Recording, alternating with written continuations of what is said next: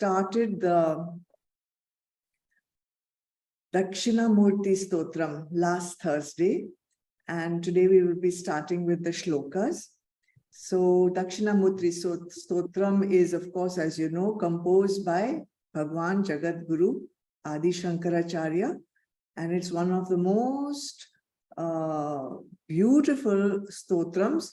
So it's my great honor and great grace of Bhagwan that we are starting it on this Thursday, last Thursday, but the actual stotram we are starting today. So let me chant the first shloka. Mauna vyakya prakatita parabrahma tattvam yuvanam varshishthante vasadarishikanehi avritam brahma nishtehi acharyendram karakalita chinmudramanandamurtim Svatma Ramam Muditavadanam Dakshinamurti Mide. Translation: I praise and bow down to that Shri Dakshinamurti who faces the south, who explains the true nature of the Supreme Brahma through his state of silence, who is young in looks, who is surrounded by disciples who are elderly sages, whose minds are fixed on Brahma, who is the greatest of teachers, who shows the Chinmudra with his hand, who is the personification of happiness, who is in the state of ultimate joy within himself, and who has a smiling face. So who is Shri Dakshinamurti? Shri Dakshinamurti is no other than Bhagwan Shiva. So one day, Bhagwan Shiva turned southwards, Dakshina, and he imparted the very first teaching of Vedanta, the very first teaching of Yoga, or the union of Atma with Brahma. And that is why Bhagwan Shiva is also known as Adi Guru. Adi means first. So Adi Guru, he is also known as the first Guru. And this form of Bhagwan Shiva is worshipped as Dakshinamurti, the god of teaching, knowledge, and wisdom. And it is also believed that Shri Dakshinamurti, out of his compassion, he takes human birth from time to time, comes to earth in the form of various gurus, and only to spread this most beautiful knowledge so that more and more sincere sadhaks can get guidance and unite once again with Bhagwan. And through these various forms of different gurus, sincere sadhaks actually reach their liberation. So therefore it is said, even to have or to be with a genuine guru needs the grace of Bhagwan himself. So last Thursday, we introduced the stotram slightly, very briefly, and today we are actually going to go into the dhyan of the stotram. Firstly, what is a stotram? A stotram is like an ode. It's singing the praises of a Bhagwan. Okay? And dhyan shlokas always precede the stotram. So what is the purpose of the dhyan shlokas? Dhyan shlokas describe the deity in detail. So as if you are, they paint the picture of the Bhagwan so that when you contemplate on Bhagwan, you have a picture on which to concentrate, on which to contemplate. And in addition to the image of the deity, they also describe the virtues of the divine and also the powers that particular Bhagwan embodies.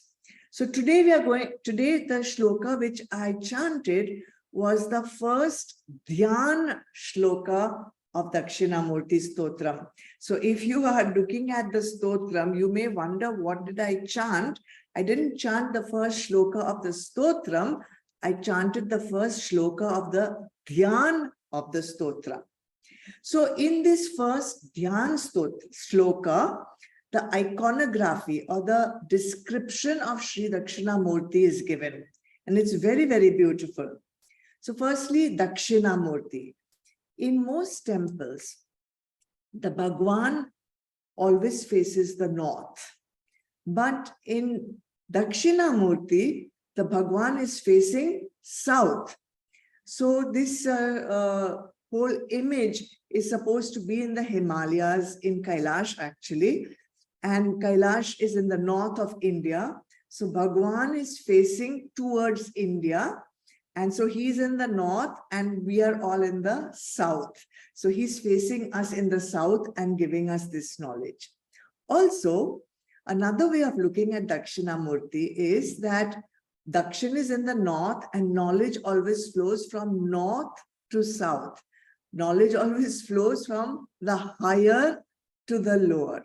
So this Dakshinamurti Stotram gives us the knowledge from the higher abodes of the Bhagwans to the lower regions of Sansar. And so we have to be ready to catch that knowledge and imbibe it into our life.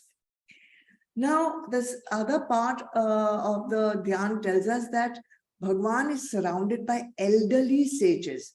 Now, there's a reason why it should be written as elderly. Why elderly?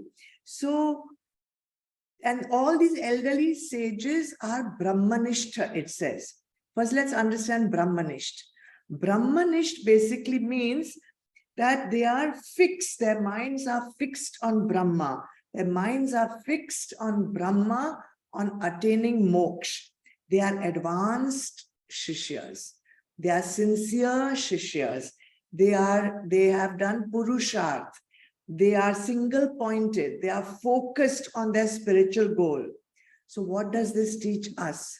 This teaches us that even advanced students like elderly sages, the word is Rishi, elderly Rishis still need a guru.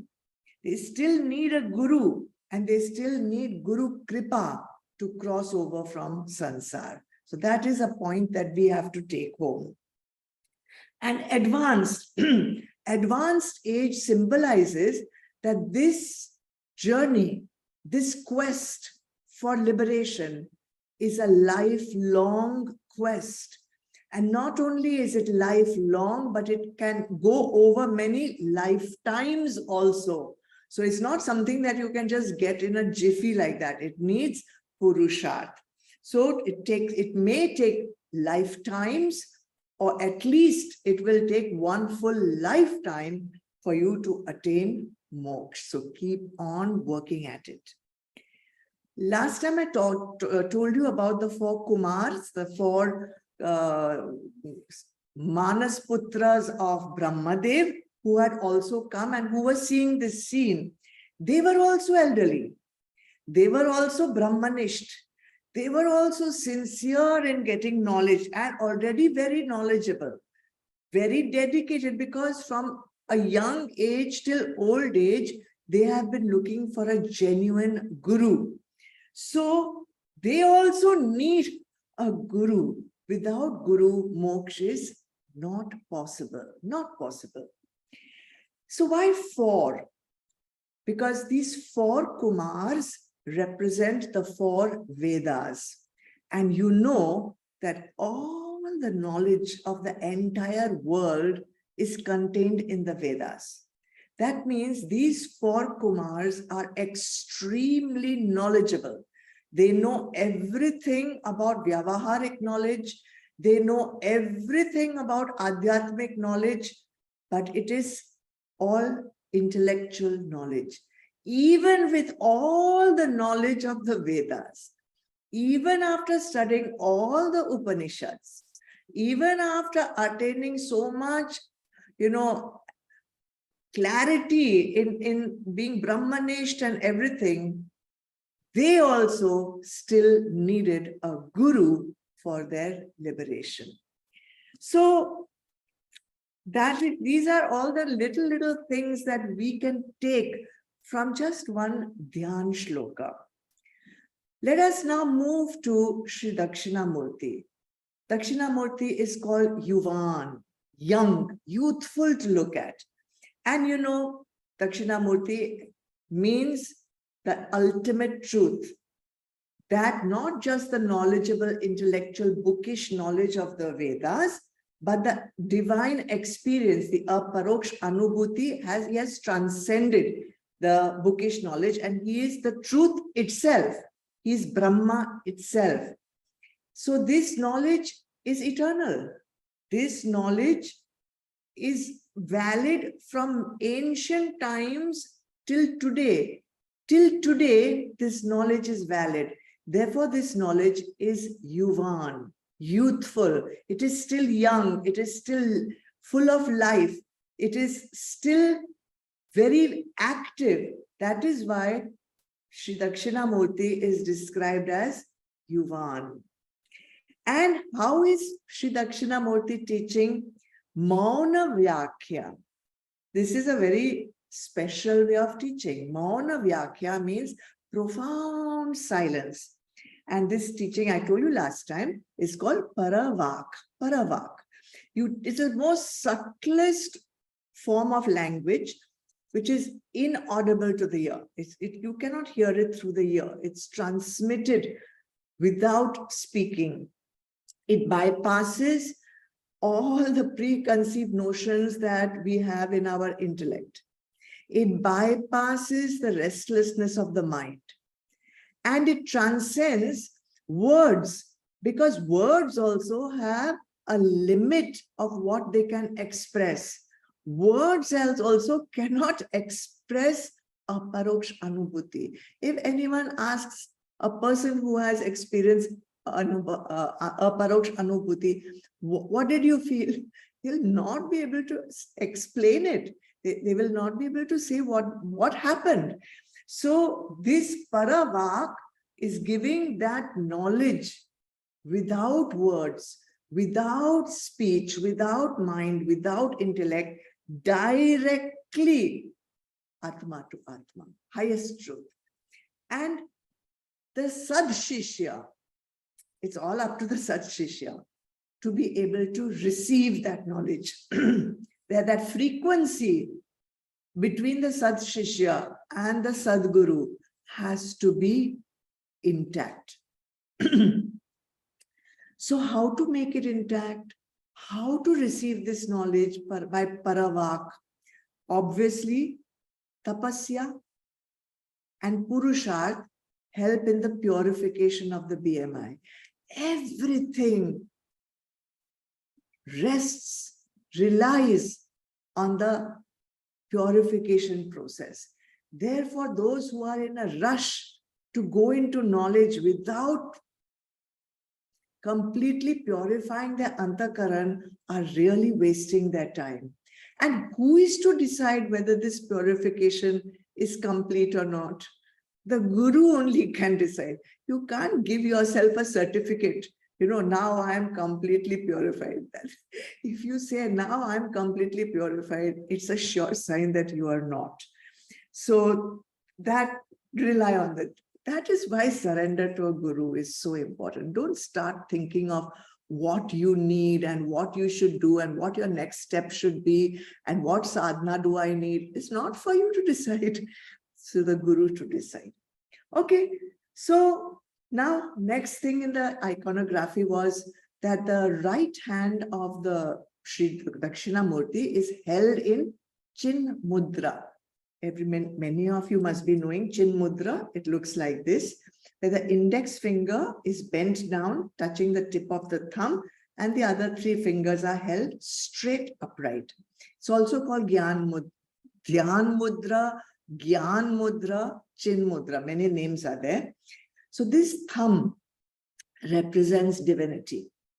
And this index finger represents Jiva. So when Jiva bends and surrenders to Brahma, then that mudra with these three fingers held straight upright is called Chin Mudra. So we know this is divinity. We know this is Jiva.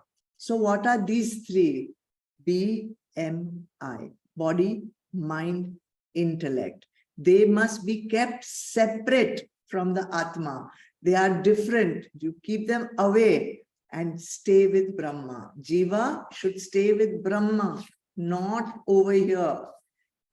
In some explanations, this is also explained as ahankar and moha and avguns that you have collected over the past lifetimes. So if you keep yourself separate from these three things, then you surrender to Brahma, you will experience the highest truth.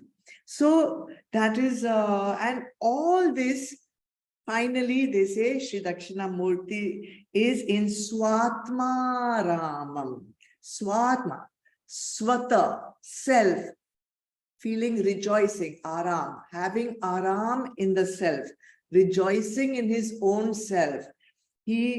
When this happens and this is achieved, then you will also feel rejoiced in the self, by the self, and you will not need anything from outside to feel that peace, to feel that bliss, to feel that joy of the self in the self. And that's all that this first shloka of the Dhyan of Stotram, Dhyan of the Stotram is describing. Make that image in your mind, see that beautiful image, see the things that you can take from that. And next time I'll go on to the second Dhyan shloka, which will tell us all the powers of Shri Dakshinamurti and his functions, what all Dakshinamurti does for us as a Bhagavan. Okay?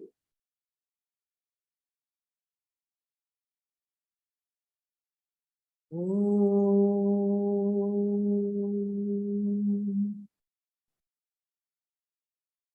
Om.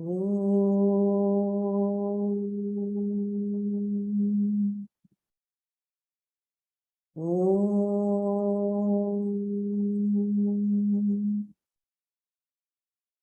Asatoma Satkamaya Tamasoma Jyotirgamaya Mrityurma Amritam Gamaya. Om Shanti Shanti Shanti. Om Purnamada Purnamidam Purnat Purnamudachyate Purnasya Purnamadaya Purnameva Vashishyate. Om Shanti Shanti Shanti. Hari Om. Shri Guru Pyo Namaha. Hari Om. Shidarpana. Jai Gurudev. Thank you everyone for joining. Thank you Shirley for chanting. Thank you Zoom team. God bless you all. See you tomorrow for Bhakti. Don't forget to join us. Thank you.